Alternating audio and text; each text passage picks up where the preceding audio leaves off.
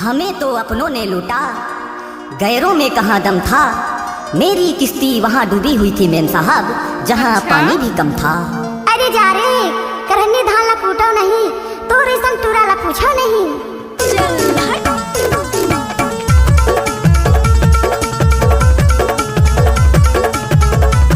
DJ Nagesh.